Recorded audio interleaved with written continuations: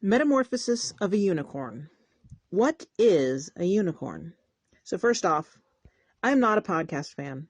Podcasts tend to be full of advertisements and fluff, and to get to the meat, you have to listen to a lot of fluff. I don't have time for that. I'm busy.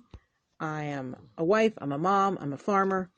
So the episodes will be short and sweet, no more than 10 minutes each. I am Laura Fox. I was born in Tennessee, raised in the foothills of the Appalachians, and then moved to Alabama when I was 7. I've always been close to the earth. Also had an idyllic childhood and a spiritual environment. My parents were both Christians. And so I think I was enabled to be both grounded and very spiritual at the same time. When I was in my early 20s, I went through a spiritual crisis.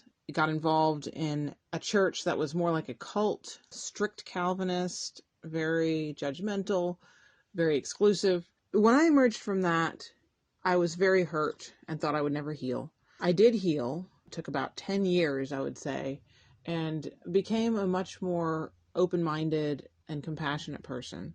I've also worked with troubled children and learned to see beauty in the most painful things in life and order in the chaos. Also in my early 20s, or maybe like mid-20s, I read the book The Last Unicorn. It was given to me by my sister-in-law. And I fell in love with unicorns as described in that particular book.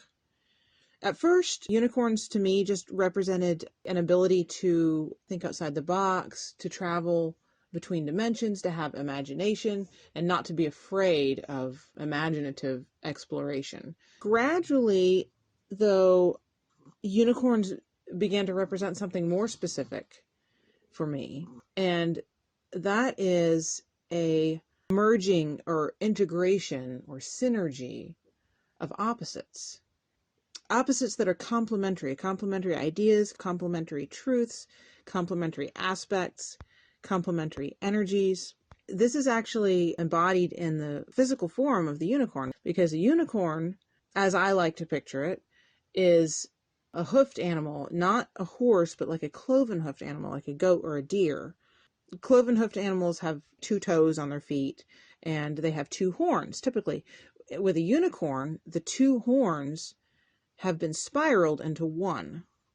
So in that way, unicorns represent kind of the marrying of opposite ideas.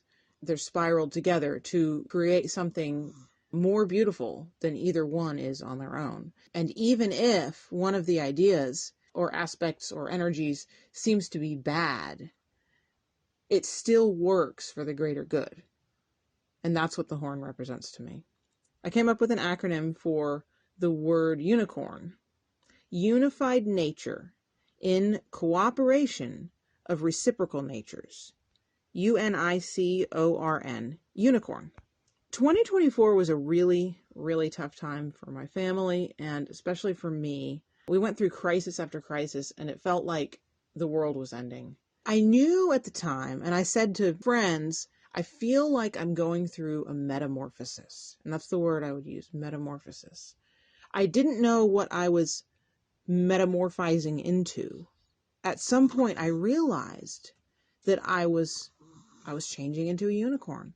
In metamorphosis, when a caterpillar enters the pupa phase, it completely disintegrates into mush.